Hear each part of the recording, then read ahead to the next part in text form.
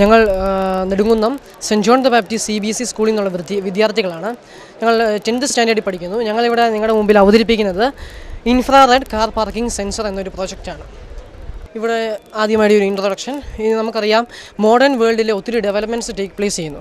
Buildings കൂടുന്നു, population increase ചെയ്യുന്നു, അങ്ങനെ ഒത്തിരി ഡെവലപ്മെൻറ്റ്സ്. അപ്പം സ്പേസ് റെഡ്യൂസ്ഡ് ആയിക്കൊണ്ടിരിക്കുക. പാർക്കിംഗ് ഏരിയാസിൻ്റെ കാര്യം തന്നെ നമുക്ക് എടുത്താലും, പാർക്കിംഗ് ഏരിയാസിൽ ഡ്രൈവേഴ്സിൻ്റെ കെയർലെസ്നെസ് മൂലം എത്ര സ്പേസാണ് പോകുന്നത്. ജസ്റ്റ് റിവേഴ്സ് എടുക്കുന്നു, എവിടെയോ സ്പേസ് കാണുന്നു, അവിടെ കൊണ്ട് പാർക്ക് ചെയ്യുന്നു. അങ്ങനെ സ്പേസ് അങ്ങനെ പോയിക്കൊണ്ടിരിക്കുക. 5 or 6 കാർ പാർക്ക് ചെയ്യേണ്ട സ്ഥലത്ത് 2 or 3 കാർസ് മാത്രമേ പാർക്ക് ആകുന്നുള്ളൂ. അതിനെതിരെയുള്ളൊരു മെഷറായിട്ടാണ് ഞങ്ങളിത് കൊണ്ടുവന്നിരിക്കുന്നത്. ഇവിടെ ഞങ്ങളൊരു മോഡൽ കാറാണ് ഇവിടെ കാണിച്ചിരിക്കുന്നത്. ഇതിനകത്ത് ഞങ്ങൾ 3 കമ്പോണൻസാണ് ഫിറ്റ് ചെയ്യുന്നത്. IR ട്രാൻസ്മിറ്റർ, ഇൻഫ്രാറെഡ് ട്രാൻസ്മിറ്റർ, രണ്ടാമത്തെ കമ്പോണൻറ്റ് റിസീവർ, മൂന്നാമത്തെ കമ്പോണൻറ്റ് LED, അതായത് ഔട്ട്പുട്ട്. ഫസ്റ്റ് ഞങ്ങളിപ്പോൾ ഇവിടെ ട്രാൻസ്മിറ്റർ ഔട്ട്പുട്ട് വെളിയിലാണ് വെച്ചിരിക്കുന്നത്, ഞങ്ങളുടെ കൺവീനിയൻസിന് വേണ്ടി സൈസ് ഒക്കെ വെച്ച്.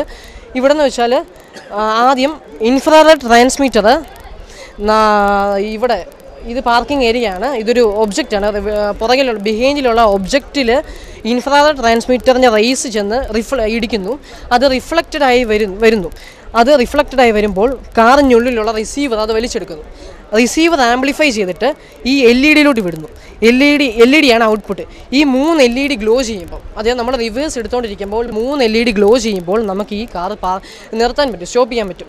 അതാണ് മിനിമം ഡിസ്റ്റൻസ്. ഇവിടെ ഒരു ഞങ്ങൾ അപ്ലൈ ചെയ്തിരിക്കുന്ന ഒരു 70-80 സെൻറ്റിമീറ്റേഴ്സാണ്. 70-80 സെൻറ്റിമീറ്റേഴ്സ് വരുമ്പം ഈ കാറ് ജസ്റ്റ് സ്റ്റോപ്പ് ആകുന്നു. 70-80 സെൻറ്റിമീറ്റേഴ്സ് വരുമ്പം കാറ് നമുക്ക് ഡ്രൈവറിന് സ്റ്റോപ്പ് ചെയ്യാൻ സാധിക്കുന്നു. അപ്പോൾ അത് ഒരു സ്പേസ് കൺസിഡർ ചെയ്യാൻ പറ്റും. വലിയൊരു കാറിൻ്റെ കേസിലാണെങ്കിൽ 70-80 സെൻറ്റിമീറ്റേഴ്സ് ജസ്റ്റ് ഒരു ചെറിയ സ്പേസാണ്. ഇത് നമുക്ക് സൈഡിലോട്ട് ആപ്ലിക്കബിൾ ആണ്. രണ്ടാമത്തെ അഡ്വാൻറ്റേജ് എന്ന് വെച്ചാൽ ഇത് ടൈം ഒത്തിരി എടുക്കുന്നില്ല. ടൈം തീർത്തും ചെറിയൊരു ടൈം എടുക്കുന്നുള്ളൂ. ഡ്രൈവറിന് ഒരു എക്സ്റ്റേണൽ ഹെൽപ്പോട് കൂടി കാർ പാർക്ക് ചെയ്യണമെങ്കിൽ ഒത്തിരി സമയം എടുക്കുന്നുണ്ട്.